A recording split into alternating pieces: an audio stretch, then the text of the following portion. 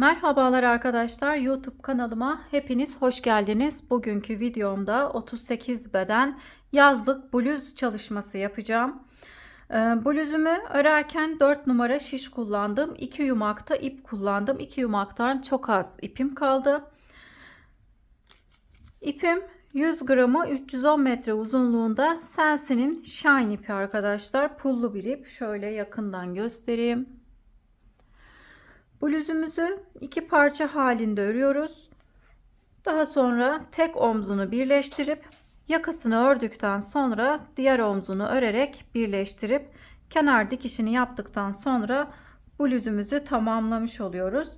Bluzumda oval bir yaka çalışması yaptım.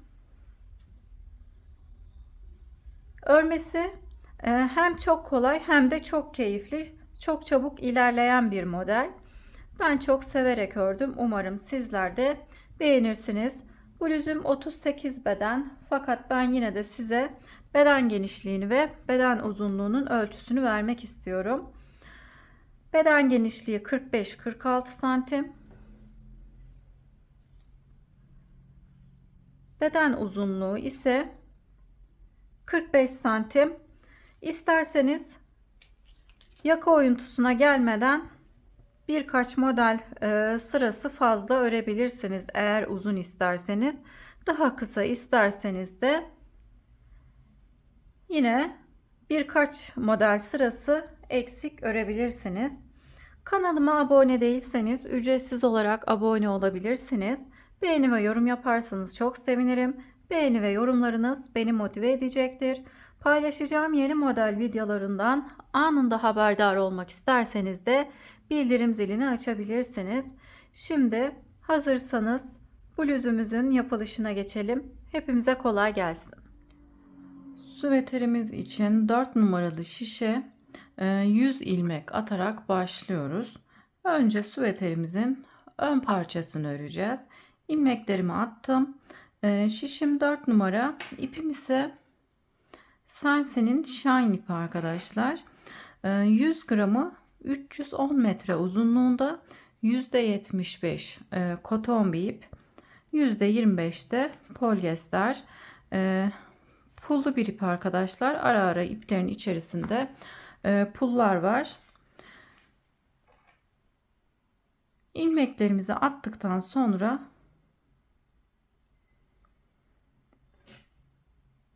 bir ters bir düz olarak öreceğim.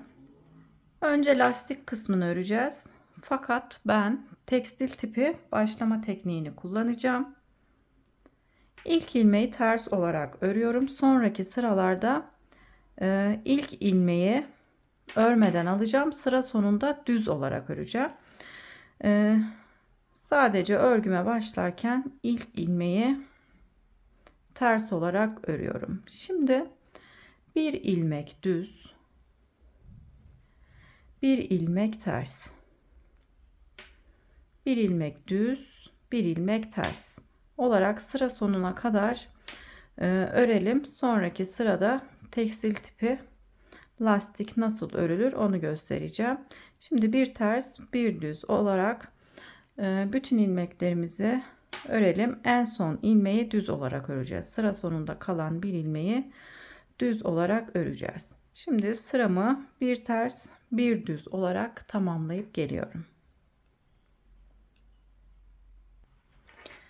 Bir ters bir düz örerek sıra sonuna kadar geldim.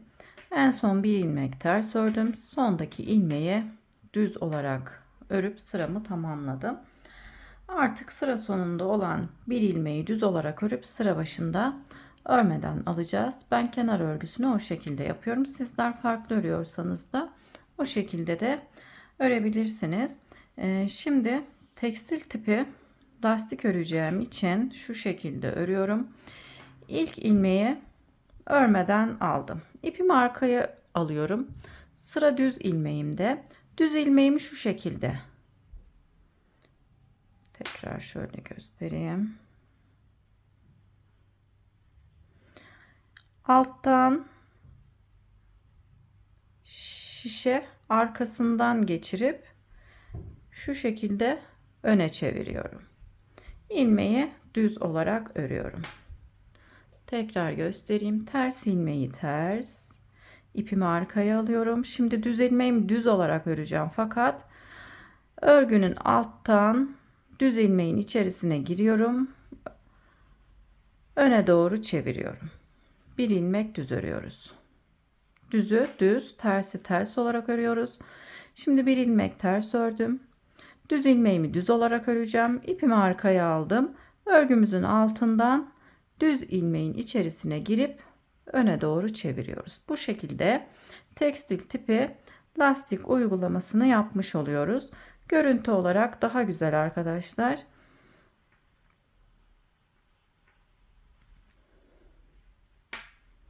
Hazır örgülerde olduğu gibi örmüş oluyoruz. Daha düzgün bir teknik olduğu için ben bunu kullandım. Sizler zorlanırsanız bir ters bir düz olarak tekstil tipi lastik uygulamasını yapmadan örebilirsiniz.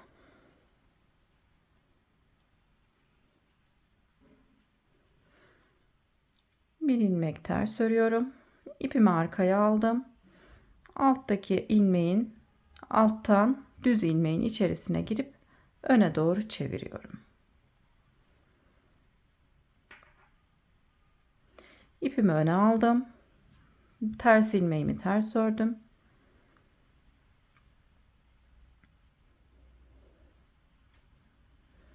Daha sonra düz ilmeğin içerisine alttan girip öne doğru çevirip ilmeği düz olarak örüyorum.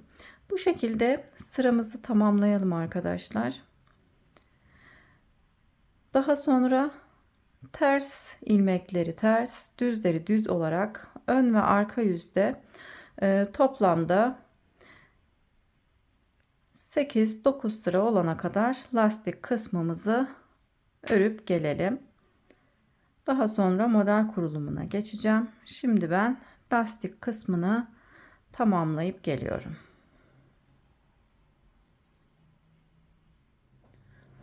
Lastik kısmımızı bir ters bir düz olarak 8 sıra ördüm. 2 4 6 8, daha uzun isterseniz 10 sırada yapabilirsiniz. 8 sıra benim için yeterli. İpim bu kenardaysa arkadaşlar ön yüzdeyiz.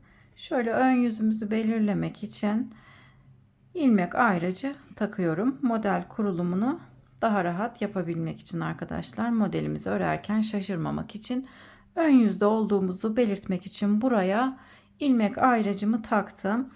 Şimdi 2 sıra haroşa öreceğim. Ön yüzdeyiz. Model kurulumuna geçiyorum. İlk ilmeği örmeden aldım. Diğer ilmeklerimi ters olarak örüyorum. Ben haroşamı her iki yönde de tersten örüyorum. Bu sırayı tamamen ters olarak öreceğim. Sıra sonunda bir ilmeğim kalacak. O ilmeği yine düz olarak öreceğim. Haroşamı her iki yönde de ters olarak örüyorum. Önden atıyorum yani. Şimdi sıramı ters örerek tamamlayıp geliyorum. Sıra sonuna kadar ters örerek geldim. Sondaki ilmeği düz olarak örüp sıramı tamamlıyorum. Şimdi arka yüze geçiyorum. Arka yüzde sıra başında ilk ilmeği örmeden alıyorum. Yine diğer ilmeklerimi ters olarak öreceğim. Kenarları bu şekilde yapıyoruz. Sıra başında ilk ilmeği örmeden alıp sıra sonunda son ilmeği düz olarak örüyoruz. Şimdi yine bütün ilmeklerimi ters olarak örüyorum. Arka yüzde ilmeklerimizi ters olarak örüp arka yüzü tamamlayalım. Arka yüzü ters örerek tamamladım. Ön yüzdeyim. Bir haroşa sırası örmüş olduk. Şimdi bir sıra ön yüzde, bir sırada arka yüzde ters örelim. 2 haroşa sırası ördükten sonra modelimizi yapacağız arkadaşlar. 2 haroşa sırasına tamamlayıp geliyorum. Bir sıra daha haroşamızı ördüm. 2 sıra haroşamız oldu. Şimdi ilk ilmeği örmeden alıyoruz. İpim önde. 2 ilmeği soldan girip düz olarak örüyorum. İpimi tekrar öne alıyorum. 2 ilmeğin içerisine girip 2 ilmeği birlikte düz örerek kesiyorum. Yani bir ilmek artırmış, bir ilmek kesmiş oluyoruz. İpimi öne aldım. 2 ilmeği düz örerek kesiyorum. İpimi öne aldım. 2 ilmeği birlikte düz örerek kesiyorum. Bu şekilde sıra sonuna kadar örmeye devam edelim arkadaşlar. İpimizi öne alarak ajur yapıyoruz. 2 ilmeği birlikte düz örerek kesiyoruz. İlmeğin içerisine sol taraftan giriyorum. İpimizi öne alıyoruz. 2 ilmeğe sol taraftan girip ikisini birlikte düz örerek kesiyorum. Modelimiz bu kadar arkadaşlar. Örmesi çok keyifli, görüntüsü de çok güzel. Biraz ilerledikten sonra göreceksiniz. Şimdi bütün ilmeklerimizi sıra sonuna kadar bu şekilde örüp gelelim. Sıra sonuna kadar örerek geldim. En son bir ilmek dolama yaptım. 2 ilmeği birlikte örerek kestim. Sondaki ilmeği düz olarak örüyorum. Kenar kısımlarının aynı olmasına dikkat edelim. Burada da dolama yapıp kesmiştik. Sıra sonunda da dolama yapıp kesiyoruz. İlmek sayımızın eksilmemesi ya da artmaması için bu ayrıntıya dikkat edelim arkadaşlar. Şimdi arka yüze geçiyorum. Arka yüzde ilmeklerimizin tamamını ters olarak örelim. Yine sıra başındaki ilmeği örmeden alıp sıra sonundaki kalan bir ilmeği düz olarak öreceğiz. Arka yüzü ters örerek tamamlayıp gelelim.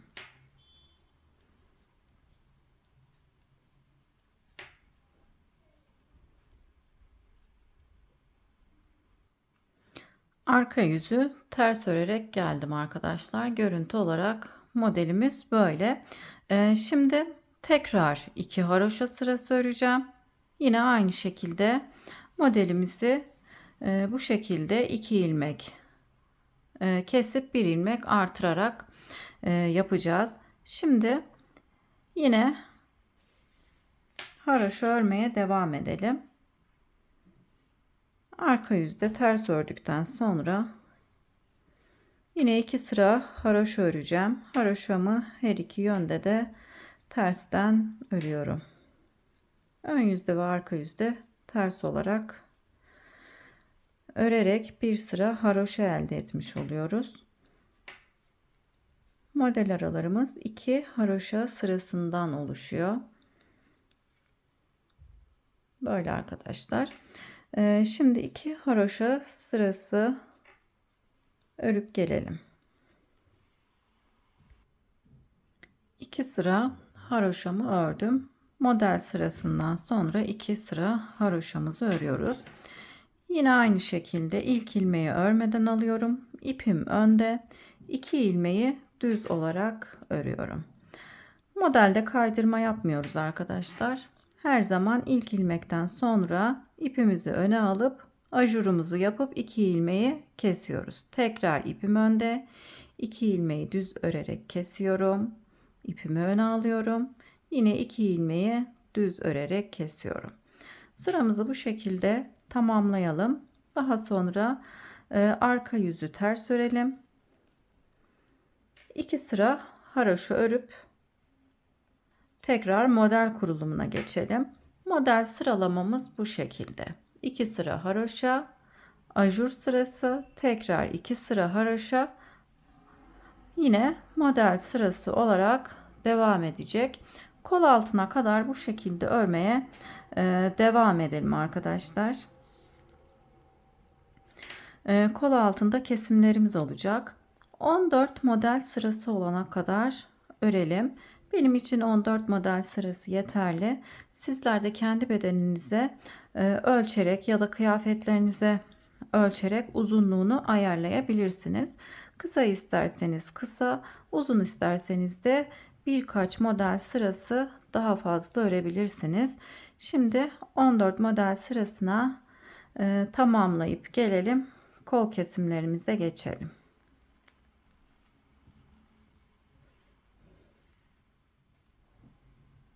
Süveterimizin ön parçasını 14 model sırası olana kadar ördüm. Sayalım: 1, 2, 3, 4, 5, 6, 7, 8, 9, 10, 11, 12, 13, 14. 14. ajur sırasını yaptıktan sonra 2 sıra haroşa örüyorum. Bu sıra benim için yeterli arkadaşlar. Sizler de kendi bedeninize göre sıra sayısını ayarlayabilirsiniz. Uzun olduğunu düşünüyorsanız 1-2 model sırası daha az, kısa olduğunu düşünüyorsanız da 1-2 model sırası daha fazla örebilirsiniz. Benim için bu uzunluk yeterli arkadaşlar. Şimdi kol oyuntusuna geçeceğiz. Kol oyuntusu için her iki kenarda her ön yüzde bir ilmek, burada bir ilmek de burada keseceğiz. Kenarlar 5 haroşa olarak devam edecek. Bu kenar 5 haroşa, bu kenarda yine 5 haroşa ilmeğimiz haroşa olarak devam edecek.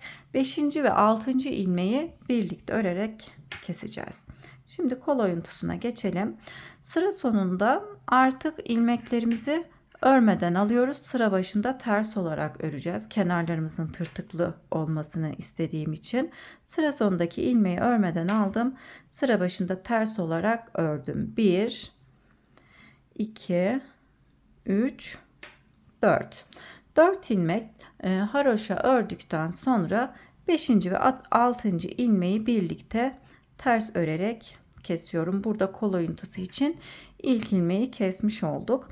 Daha sonra modelime geçeceğim. Yine modelimin birbirinin üzerine denk gelmesine dikkat ediyorum arkadaşlar. Şu şekilde bakıyorum. Hemen buraya ajur yapmam gerekiyor. Buradaki ilmeğimin hemen bir önceki sağ kenarına ajur yapmam gerekiyor. İpim önde. 2 ilmeği birlikte örerek kesiyorum. Tekrar ipimi öne aldım. Şu şekilde tekrar göstereyim. Buradaki ilmeğimin hemen sağ kenarına ajur yapmam gerekiyor. O yüzden ilmeğimi öne aldım. 2 ilmeği birlikte ters örerek kesiyorum. İpimi öne aldım. 2 ilmeği birlikte düz örerek kesiyorum. Pardon arkadaşlar. İpimi öne aldım. 2 ilmeği düz örerek kesiyorum. Sıra sonunda 6 ilmeğimiz kalana kadar modelimizi örmeye devam edelim.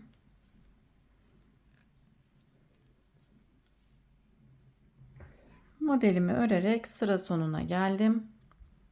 Sıra sonunda 6 ilmeğim kaldı. En son bir ilmek dolama yapıp 2 ilmeği düz örerek kestim. İpimi öne alıyorum. 6. ve 5. ilmeğimi ters örerek kesiyorum kol oyuntusu için. 4 ilmeğimi ters olarak örüyorum. Yani haroşa olarak haroşamı her iki yönde de tersten örüyorum. Kenarlarımın tırtıklı olmasını istediğim için sondaki ilmeği örmeden alıp arka yüze geçiyorum. Şimdi arka yüzde bütün ilmeklerimizi ters öreceğiz. İlk ilmeği de ters olarak örüyorum. Sıra sonunda bir ilmeğimiz kalana kadar ilmeklerimizi ters örelim. Sondaki ilmeği örmeden alıp ön yüze geçeceğiz. Arka yüzü ters örerek tamamlayıp gelelim. Sıra sonunda bir ilmeğim kalana kadar ters örerek geldim. Sondaki ilmeği örmeden alıyorum. Ön yüze geçiyorum. Şimdi ön yüzde haroşa sırasındayız. 2 sıra haroşa öreceğiz. Yine modele aynı şekilde devam ediyoruz. Yine kenarda 4 haroşa örüp 1 ilmek keseceğiz. 1, 2, 3, 4 ilmek haroşa ördükten sonra 5. ve 6. ilmeği ters örerek kesiyorum. Diğer ilmeklerimi ters olarak örüyorum. Haroşa sırasında olduğum için. Sıra sonunda yine 6 ilmeğimiz kalana kadar ilmeklerimizi ters olarak örelim. Sıra sonunda 6 ilmeğim kaldı. Altıncı ve beşinci ilmeği birlikte ters örerek kesiyorum. 1, 2, 3 ilmek ters örüp sondaki ilmeği örmeden şişime takıp arka yüze geçiyorum. Sıra sonunda örmediğim son ilmeği sıra başında ters olarak örüyorum. Kenarlarımın tırtıklı olmasını istediğim için. Şimdi arka yüzde ilmeklerimizin tamamını ters olarak örelim. Sıra sonunda kalan bir ilmeği örmeden alıp ön yüze geçelim. Ön yüze geçtim. Model sırasından sonra bir haroşa sırası ördük. Şimdi ikinci haroşa sırasını örüyorum. Sıra sonunda örmediğim ilmeği sıra başında ters olarak örüyorum. 1, 2, 3, 4. 4 ilmek ördükten sonra 5. ve 6. ilmeği ters örerek kesiyorum. İlmeklerimi sıra sonunda 6 ilmeğimiz kalana kadar ters olarak örelim. 6 ilmek kalınca arkadaşlar diğer sıralarda kesmiş olduğumuz gibi 6. ve 5. ilmeği birlikte örerek kesiyoruz. Kenarların tırtıklı olmasını istediğim için de sıra sonundaki ilmeği örmeden alıp sıra başında ters olarak örüyoruz. Kesimlerimizi her ön yüzde yapıyoruz. Arka yüzde kesim yapmadan arka yüzü ters olarak örüyoruz. Şimdi kaç model sıramız oldu? 15 model sıramız oldu. Toplamda 17 model sırası olana kadar kenarlarda bu şekilde her ön yüzde birer ilmek keserek 17 model sırası olana kadar örelim. Daha sonra yaka oyuntusunu yapacağız arkadaşlar. Yaka oyuntusu için kesimlerimiz olacak. 17 model sırasına kadar kenarlarda her ön yüzde birer ilmek keserek devam edelim. Yani bir ilmek burada, bir ilmek de bu kenarda keserek 17 model olana kadar örüp gelelim. Her iki kenardan da birer ilmek keserek 17 model sırası olana kadar ördüm. Sayalım. 1, 2, 3, 4, 5, 6, 7, 8, 9, 10, 11, 12, 13, 14, 15, 16, 17 model sırası oldu. 17 model sırası yaptıktan sonra bir haroşa sırası ördüm. Şimdi yaka oyuntusu için kesim yapacağız. İlmeklerimi şu şekilde ayırdım. Bu kenarda ve bu kenarda 32 ilmeğim var. Ortada ise 20 ilmeğim var. Bu kenardan 8 ilmek 1 2 3 4 5 6 7 8 bu kenardan da 8 ilmek keserek toplamda 16 ilmek kesmiş olduk. Şimdi ilmek ayracımıza kadar ilmeklerimizi örelim. Haroşa sırasında olduğumuz için haroşa olarak öreceğiz. Yine kol oyuntusu için kesim yapacağım. 1 2 3 4 ilmek ördükten sonra 5. ve 6. ilmeği birlikte örerek kesiyorum. Kol oyuntusu için kesimlerimize devam ediyoruz. İlmek ayracımıza kadar ters olarak örüyoruz. Kenarlara 32 ilmek ayırmıştım.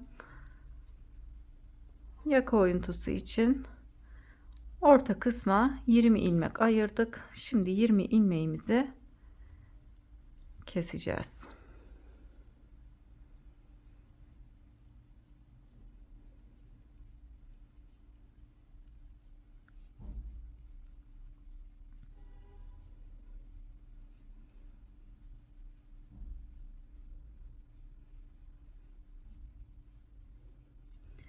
İlmek ayracımıza kadar ilmeklerimizi ördük. Şimdi ayracımı çıkarıyorum. Burada olan 20 ilmeğimi keseceğim. İpimi arkaya alıyorum. Bir ilmek düz örüyorum. Bir ilmek daha düz örüp bir önceki ördüğüm ilmeği üzerinden geçirerek kesiyorum. Bir ilmek daha düz örüp bir önceki ilmeği üzerinden geçirerek kesiyorum. Hem örüp hem kesiyoruz. İlmeklerimizi düz olarak örüyoruz. Bir ilmek düz örüp bir önceki ilmeği üzerinden geçirerek kesiyorum.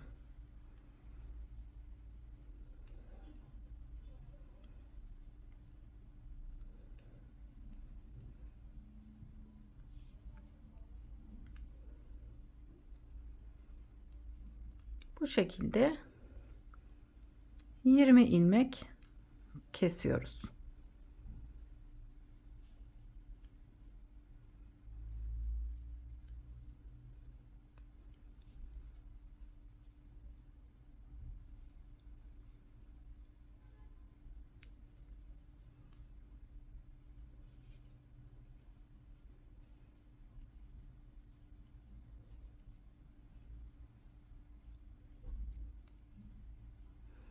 Ayracımıza kadar bütün ilmeklerimizi kestik. Bu ilmeğimi de kesmem gerekiyor.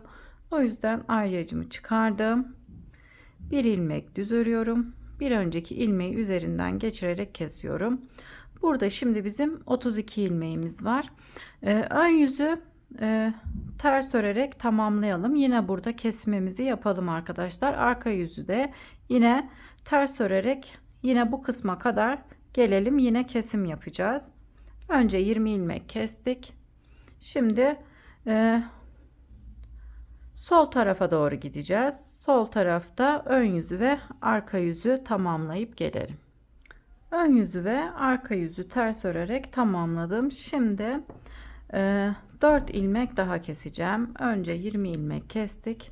Şimdi 4 ilmek keseceğim. İlk ilmeği örmeden alıyorum. İkinci ilmeği düz olarak örüyorum. Bir önceki ilmeği örmeden almış olduğumuz ilmeği üzerinden geçirerek kesiyorum. Tekrar bir ilmek düz örüyorum.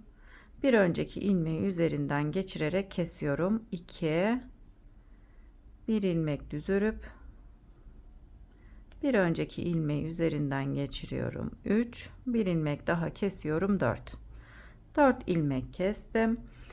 Şimdi modelimizi aynı şekilde örmeye devam ediyoruz. Bakıyorum. Burada artırma yapmam gerekiyor. Ajur yapacağım. İpimi öne alıyorum. 2 ilmeği birlikte örerek kesiyorum. İpimi öne aldım. Buradaki ilmeğe denk geliyorsa arkadaşlar şu şekilde tam ortadaki ilmeğimize denk geliyorsa buraya ajur yapmamız gerekiyor. İpimizi öne alıp 2 ilmeği birlikte örerek kesiyoruz. İpimi öne aldım. 2 ilmeği birlikte örerek kestim. İpimi öne alıp 2 ilmeği düz örerek kesiyorum. Yine kol oyuntusu için kesim yapacağım.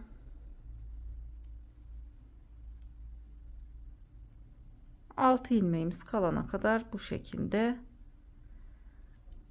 örüyoruz. 3 6 bir kez daha kesiyorum. 3 6 ilmeğim kaldı. İpimi öne alıyorum. 2 ilmeği birlikte ters örerek kesiyorum. 4 ilmeğim kaldı. 1 2 3 ilmek örüp sondaki ilmeği örmeden şişime takıp arka yüze geçiyorum. Arka yüzü ters olarak örüp tamamlayıp ön yüze geçelim. Arka yüzü tamamladım. Tekrar ön yüze geçtim. Bu sırada 3 ilmek keseceğim. 4 ilmek kesmiştik bir önceki sırada. Bu sırada 3 ilmek keseceğim. İpimi öne aldım. İpimi ilk ilmeği örmeden aldım. İpimi arkaya alıp bir ilmek düz örüyoruz. Bir önceki ilmeği üzerinden geçirerek kesiyorum. Bir ilmek düz örüyorum. Bir önceki ilmeği üzerinden geçiriyorum. 2 bir ilmek düz örüp bir önceki ilmeği üzerinden geçiriyorum. 3 ilmek kestim. İpimi öne alıyorum. Haroşa sırasındayım. İlmeklerimi ters olarak örüyorum. Yine burada kol kesimine devam ediyoruz. Bir ilmek daha keseceğim. 6 ilmeğimiz kalana kadar ters olarak örüyoruz.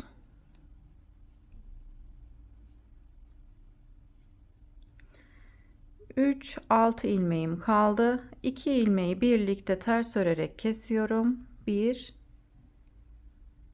2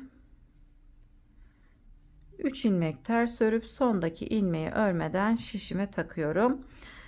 Önce yaka oyuntusu için 20 ilmek kestim. Daha sonra 4 ilmek kestim. 3 ilmek kestim.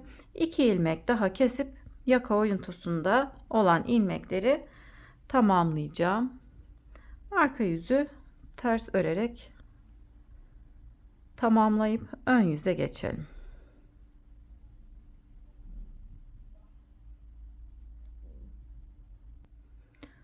Ön yüze geçtim. Şimdi 2 ilmek keseceğim. İlk ilmeği örmeden aldım. Bir ilmek düz örüp bir önceki ilmeği üzerinden geçirerek kesiyorum. Bir ilmek düz örüp bir önceki ilmeği üzerinden geçirerek kesiyorum.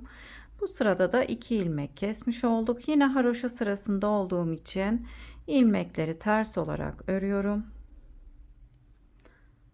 Artık yaka oyuntusu için kesim yapmayacağım. Kol oyuntusu için de kesim yapmayacağım. Bu sırada en son bir ilmek daha kesip kesimleri tamamlıyoruz. 6 ilmeğim kaldı. 2 ilmeği birlikte ters örerek kesiyorum. 1 2 3 ilmek örüp sondaki ilmeği örmeden şişime takıyorum. Şimdi sayalım. 2 4 6 8 10 12 14 16 18 19 19 ilmeğimiz kaldı arkadaşlar. Artık kol oyuntusu için de kesim yapmıyoruz. Yaka oyuntusu için de kesim yapmadan omuz kısmına kadar istediğimiz uzunluğa gelene kadar modelimize devam ederek örelim. Omuz kısmına gelince diğer sağ tarafı arkadaşlar, sağ taraf için kesim yapacağız. Sağ taraf için de yine 4 3 2 ilmek olarak keseceğiz. Burada da yine kolda eksiltmelere devam edeceğiz. Şimdi şişimde 19 ilmeğimle omuz kısmına kadar örüp geliyorum. Sol tarafı omuz kısmına kadar ördüm arkadaşlar. Tam kesim kısmından sayarsak 1 2 3 4 5 6 7 8 9 model sırası ördük. Toplamda da 26 model sıramız oldu. Şöyle tekrar sayalım. 1 2 3 4 5 6 7 8 9 10 11 12 13 14 15 16 17 18 19 20 21 22 23 24 25 26 26 model sırası benim için yeterli. Ama sizler daha uzun yapmak isterseniz 1-2 sıra fazla yapabilirsiniz. Beden kısmında daha fazla yapmanız gerekiyor arkadaşlar. Yaka kesimine başlamadan önce daha fazla örebilirsiniz. Hatta kol kesimlerine başlamadan önce 1-2 model sırası fazla yapabilirsiniz uzun olmasını isterseniz. Omuz kısmını ördükten sonra 19 ilmeğim vardı. 19 ilmeğimi ilmek tutucuya geçirdim. İpimi de biraz uzun kestim. Daha sonra örerek birleştireceğiz omuz kısımlarını. Şimdi sağ tarafı öreceğim. Sağ tarafı örmek için ipimi tam köşe kısma bağladım. Şimdi burada da 4 ilmek, 3 ilmek ve 2 ilmek olarak keseceğiz. Önce 20 ilmek kesmiştik. Daha sonra 4, 3, 2 olarak kestik. Burada da yine 4, 3, 2 ilmek olarak kesip yaka oyuntusunu tamamlamış olacağız. Şimdi arka yüzde kesimlerimi yapıyorum. Sağ tarafta daha farklı kesim yapıyoruz arkadaşlar. Burada örerek yapmıştık. Burada örmeden yapacağım. 2 ilmeği birlikte ters örerek kesiyorum. 1 ilmeğimi kestim. İlmeği tekrar şişe takıyorum. 2 ilmeği birlikte ters örerek kesiyorum. 2 3 4 2 ilmeği birlikte ters örerek kesiyorum. 4 ön yüze görüntü olarak bu şekilde düşmesi için bu tarafta bu şekilde kesiyoruz. Şimdi arka yüzde olduğum için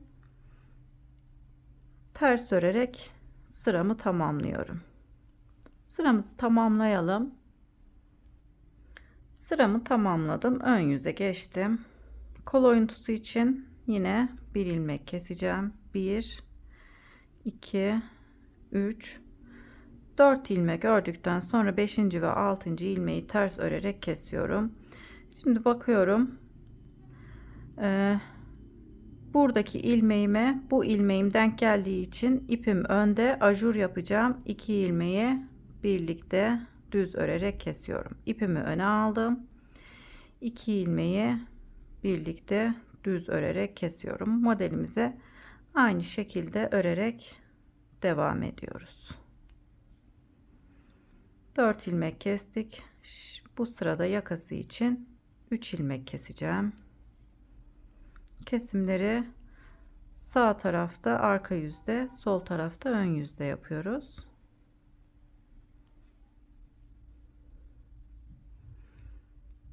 En son 2 ilmeği kestim. Sondaki ilmeği düz örerek sıramı tamamlıyorum. Şimdi arka yüze geçiyorum. Arka yüzde 3 ilmek keseceğim. 2 ilmeği birlikte ters örerek kestim. 1 ilmek daha kesiyorum. 2 1 ilmek daha kestim. 3. Şimdi arka yüzü ters örerek tamamlayalım. Ön yüze geçelim. Ön yüzde yine bu kısma kadar gelelim. Ön yüze geçtim. Ön yüzde kol oyuntusu için 1 ilmek kestim. Sıra sonuna kadar geldim. Şimdi arka yüzdeyim. 4 ilmek, 3 ilmek. Bu sırada 2 ilmek keserek sıramızı tamamlıyoruz. 1 2 2 ilmek kesip ilmeklerimizi ters örerek sıramızı tamamlayalım. Yaka oyuntusu için artık kesim yapmayacağım. 4 3 2 olarak kesimlerimizi yapıp yaka oyuntusunu tamamlıyoruz. Şimdi kol oyuntusu için 1 ilmek daha keseceğim. 2 4 6 8 10 12 14 16 18 20 ilmeğim var. Kol oyuntusu için 1 ilmek daha keseceğim. Şişimizde 19 ilmeğimiz kalacak. 1 2 3 4 ilmek ördükten sonra 5. ve 6. ilmeği ters örerek kesiyorum. Haroşa sırasında olduğum için haroşamı ters olarak örüyorum.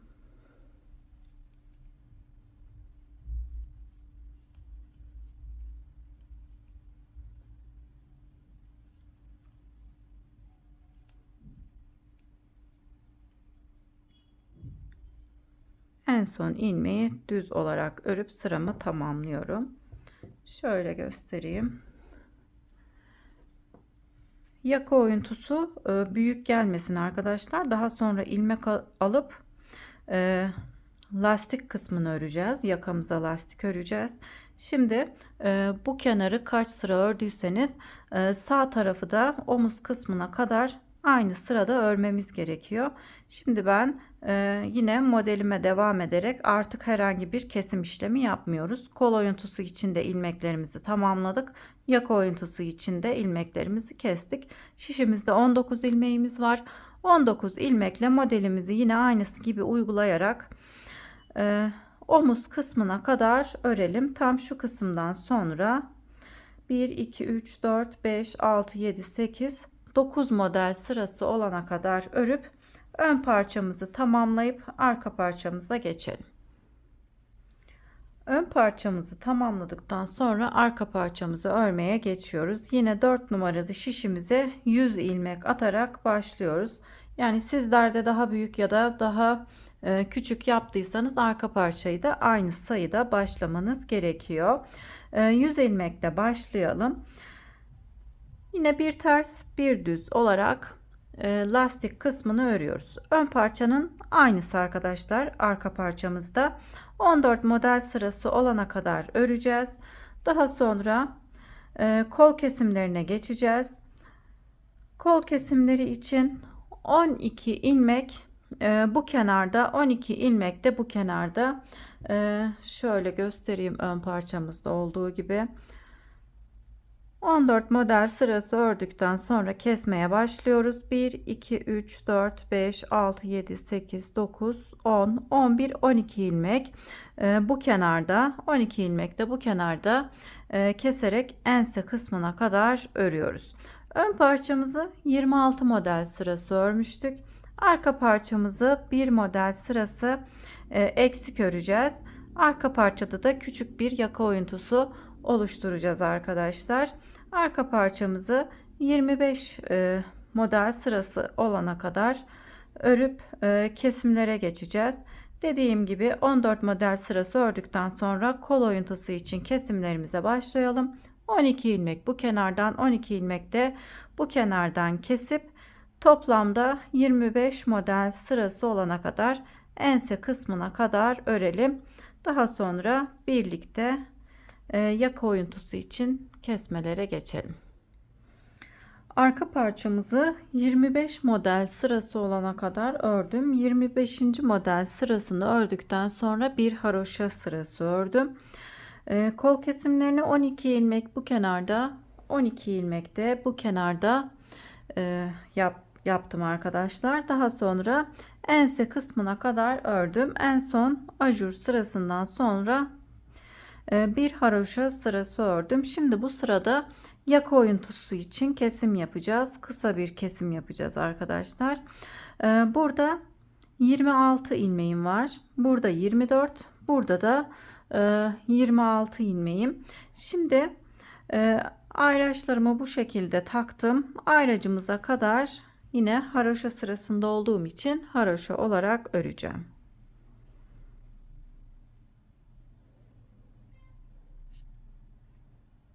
İlmeklerimizi ayracımıza kadar haroşa olarak örelim. 26 ilmeğimi ördükten sonra ilmek ayracımı çıkarıyorum. Şimdi diğer ilmek ayracına kadar ilmeklerimi keseceğim. Bu ayracımıza kadar ortada olan 24 ilmeğimizi keseceğim. İlmeklerimi şu şekilde kesiyorum. Bir ilmek düz örüyorum. Bir ilmek daha düz örüyorum. Bir önceki ilmeği üzerinden geçirerek kesiyorum. Bir ilmek düz ördüm. Bir önceki ilmeği üzerinden geçirerek kestim. Kesimlerimi bu şekilde yapıyorum. Bir ilmek düz örüp bir önceki ilmeği üzerinden geçirerek kesiyorum. Arka parçada ense kısmında bu şekilde kesim yapıyoruz. Önce 24 ilmek keseceğim.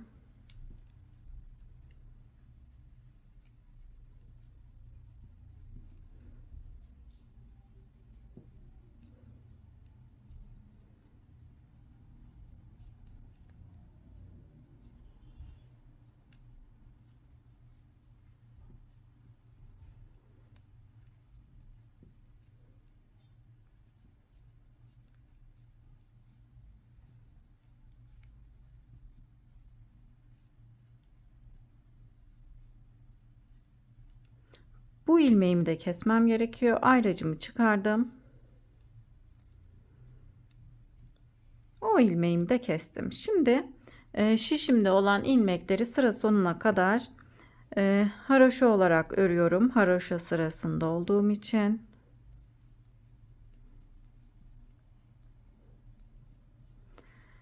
Ön yüzü tamamlayalım. Arka yüze geçelim. Arka yüzde de yine ters olarak örüp bu kısma kadar gelelim. Burada diğer sırada 4 ilmek keseceğim. Şimdi ön yüzü tamamlayıp arka yüzü de örüp geliyorum. Arka yüzü ters ördüm. Ön yüze geçtim. Arka yüzde en sonuncu ilmeği düz olarak ördüm. Sıra başında örmeden alıyorum. Şimdi 4 ilmek keseceğim. Yine bir ilmek düz örüp bir önceki ilmeği üzerinden geçirerek kesiyorum. Bir ilmek daha düz örüyorum. Bir önceki ilmeği üzerinden geçirerek kesiyorum. 2 3 ve 4 ilmek kestim. Bir ilmek ters örüyorum. Bakıyorum şuradaki ilmekle bu ilmek birbirinin üzerine denk geliyor arkadaşlar. İpim önde. 2 ilmeği düz olarak kesiyorum. Model sırasında olduğum için model sırasına devam ediyorum. 26. model sırasını örüyoruz. Ön bedeni örerken 26 model sırası örmüştük. Tamamı 26 model sırasından oluşuyordu arkadaşlar. Şimdi şöyle sayalım. 3, 5. Tekrar keselim. İpimi öne aldım. Bir ilmek ters örüyorum. Kalan 5 ilmeği de yine ters olarak örüyorum. Bir kez daha kesim yapacağız arkadaşlar.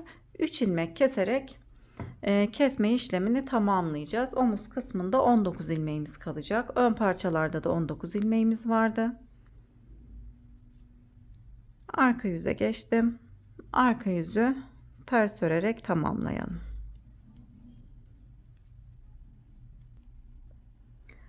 Ön yüze geçtim. Şimdi 3 ilmek keseceğim. İpimi arkaya alıyorum. 1 ilmek düz örüp bir önceki ilmeği üzerinden geçirerek kesiyorum. 1 2 3.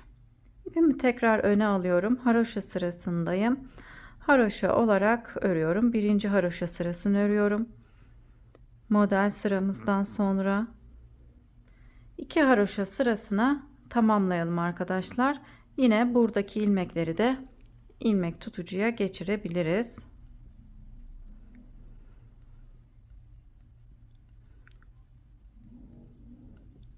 Sıramı tamamladım. Arka yüzü de ters olarak öreceğim. Ön yüze geçeceğim. Bir haroşa sırası daha örüp geliyorum. Sol omuzu tamamladım. 19 ilmeğim kaldı. 4 3 olarak kestim. Bu tarafta da yine aynı şekilde 4 ilmek 3 ilmek olarak keseceğim. Kestikten sonra 19 ilmeğimiz kalacak. Burada da 19 ilmeğim kaldı. İlmeklerimi ilmek tutucuya geçirdim. Şimdi ipimi arka kısma bağladım. Bu kenarda ilmekleri daha farklı kesiyorum. Ön yüze ilmeklerin görüntüsünün aynı olması için 2 ilmeği birlikte ters olarak örüyorum. 1, yine 2 ilmeği birlikte ördüm. 2 3 4 ilmek ördüm. Arka yüzde olduğum için ters olarak örüp sıramı tamamlıyorum. Sıramızı tamamlayıp ön yüze geçelim. Ön yüze geçtim. Şimdi model sırasında olduğum için tekrar ajur modelini öreceğim. 26. model sırasındayız. Dediğim gibi sizler daha fazla yapmak isterseniz birkaç model sırası fazla yapabilirsiniz. 5 ilmek ördükten sonra ipim önde, 2 ilmeği birlikte örerek kesiyorum. İpimi öne aldım. Buradaki ilmeğimle bu ilmeğin birbirinin üzerine denk geldiği için 2 ilmeği birlikte örerek kesiyorum.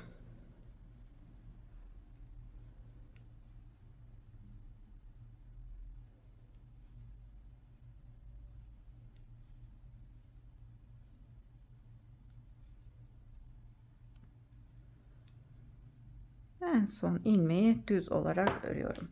Şimdi 3 ilmeği keseceğim. 2 ilmeği birlikte ters örerek kestim. Şişime taktım. 2 ilmeği birlikte örerek kestim. 2. Bir ilmek daha kesiyorum. 3. Şimdi arka yüzde olduğum için sıramı ters olarak örüyorum. Sıramızı tamamlayıp gelelim. Sıramı tamamladım. Şimdi 2 haroşa sırası örüp bu omuzu da tamamlayacağım arkadaşlar. Aynı buradaki gibi modelden sonra 2 haroşa sırası örüp ilmekleri ilmek tutucuya geçirebiliriz. Arka parçamızı ters yüzü gelecek şekilde koyalım arkadaşlar. Model sırasından sonra 2 haroşa sırası ördüm. İlmeklerimi de ilmek tutucuya geçirmedim. Şişte kalsın çünkü ön parçayla birleştireceğiz. Arka parçamızın iç yüzü gelecek şekilde bu şekilde koyduktan sonra ön parçamızın düz yüzü gelecek şekilde omuz kısmına yerleştirelim. Önce bu omuzu birleştirelim. Daha sonra yakasından ilmek çıkarıp yakasını ördükten sonra bu omzumuzu birleştireceğiz. Önce sol tarafı birleştiriyoruz. Şimdi şu şekilde ön parçayı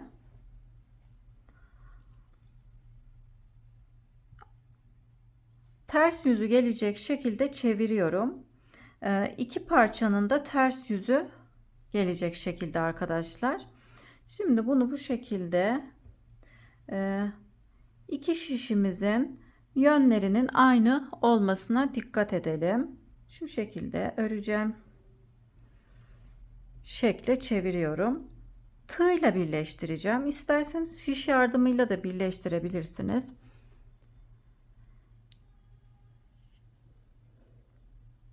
Ben bu defa tığ yardımıyla birleştirmek istiyorum. Şimdi arka parçadan ön parçadan bir ilmek alıp iki ilmeği birlikte örüyorum.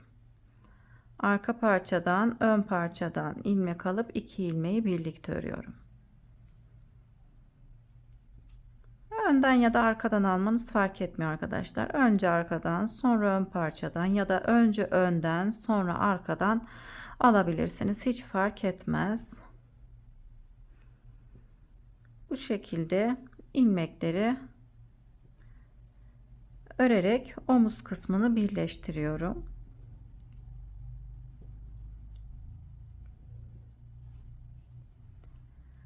Örerken ilmekleri o yüzden ilmek tutucuya geçirdik arkadaşlar. Herhangi bir kesme işlemi yapmadık omuzlarda. Her iki omuzda da 19 ilmek kalana kadar ilmeklerimizi kestik. İki omuzu bu şekilde birleştiriyoruz. Şimdi bütün ilmekleri bu şekilde örüp omuz kısmını birleştirip gelelim. Omuz kısmını birleştirdim. En son bir zincir çekerek sıkıştırdım. Şimdi önden görüntüsünü göstereyim arkadaşlar. Birleştirme yerimiz böyle arkadaşlar. Birleştirme izi de çok belli olmuyor bu şekilde tığ ile birleştirirseniz. Şimdi ipimi kesip iç taraftan tığ yardımıyla gizleyeceğim. İpimizi gizledikten sonra ilmek almaya geçebiliriz. Omzumuzu birleştirdik arkadaşlar. Omzu birleştirdikten sonra ön parçada düz yüzdeyiz, yani ön yüzdeyiz. Şimdi ipimi arka kısma bağladım. İlmekleri çıkaracağım. Yakasını örmek için ilmek çıkaracağım. Şöyle birkaç tane çıkarayım.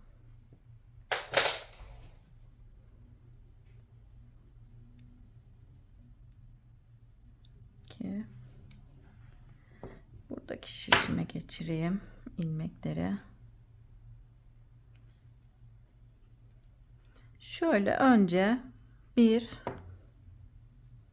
iki ilmek büyük boşluktan çıkardıktan sonra daha sonra iki büyük boşluğun arasındaki küçük boşluklardan da ilmek çıkaralım. Şimdi büyük boşluktan yanındaki büyük boşluktan 2. Kenarları benim gibi ördüyseniz bu şekilde ilmek çıkarmanız gerekiyor. Daha sonra iki büyük boşluğun arasındaki küçük boşluktan ilmeklerimizi çıkarıyoruz. Bu şekilde çıkararak devam edelim. İki büyük boşluktan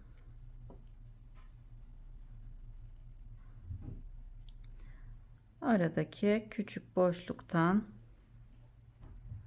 ilmeklerimizi çıkararak şu kısma kadar gelelim arkadaşlar.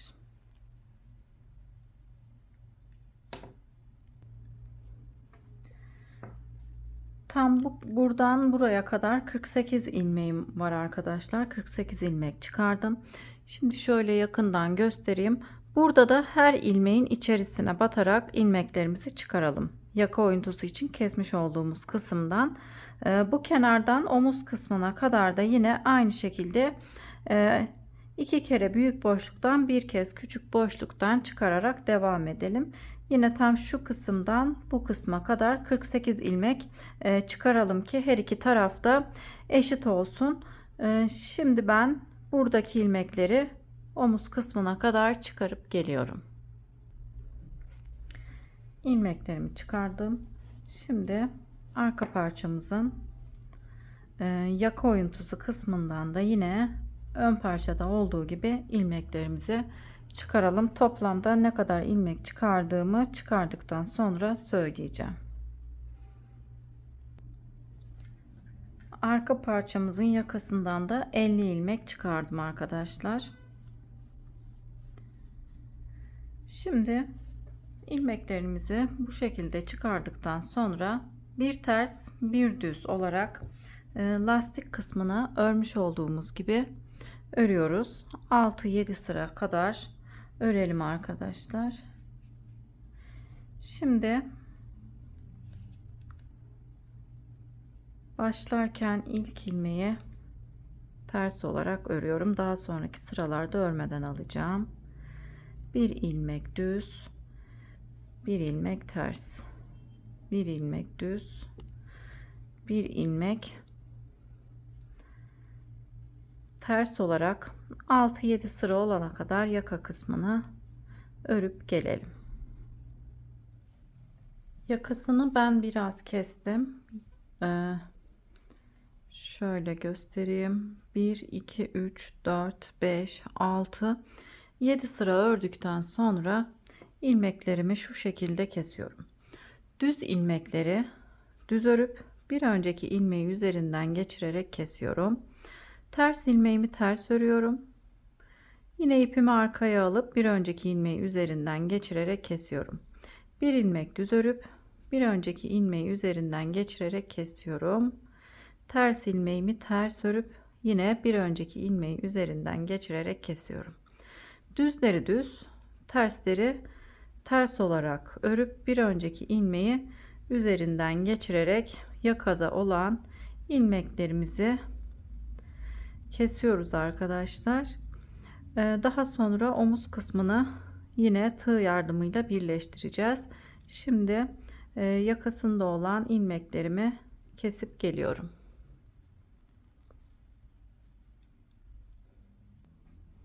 Yakasında olan ilmekleri kestikten sonra omuz kısımlarını ilmek tutucudan ilmekleri çıkarıp şişe geçirdim. Şişlerin aynı yöne bakmasına dikkat edelim. Yine diğer omuzu birleştirmiş olduğumuz gibi tığ yardımıyla birleştireceğim.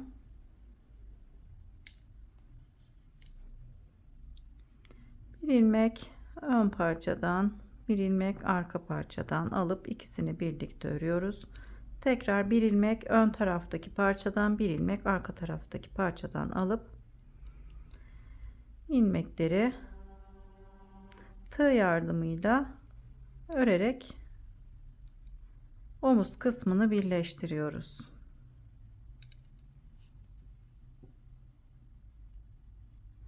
Bütün ilmeklerimizi bu şekilde örerek birleştirelim.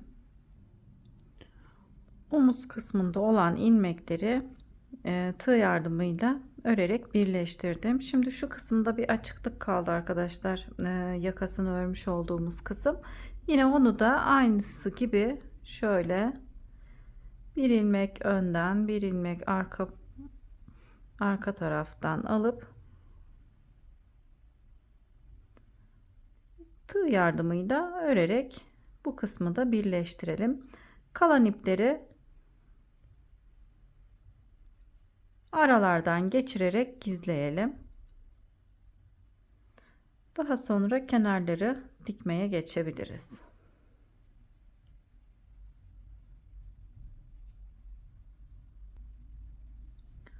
Omuz kısımlarını birleştirip iplerini gizledikten sonra kenar dikişine geçelim.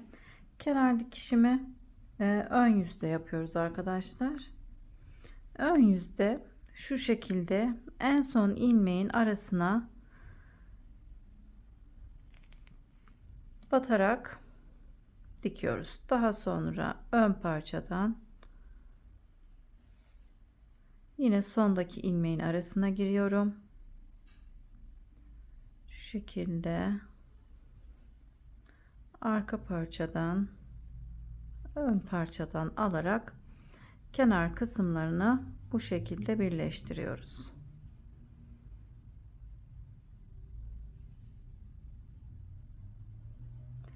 Sizler de ister bu şekilde ister bildiğiniz gibi kenarları dikerek bluzumuzu tamamlayıp gelelim.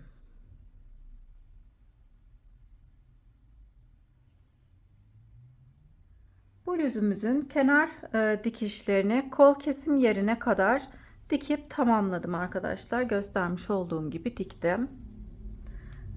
Bluzumuzu dikerek tamamlamış olduk.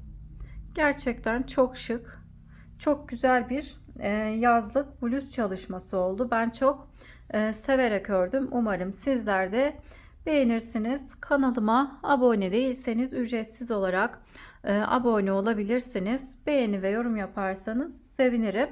Paylaşacağım model videolarından anında haberdar olmak için de bildirim zilini açabilirsiniz.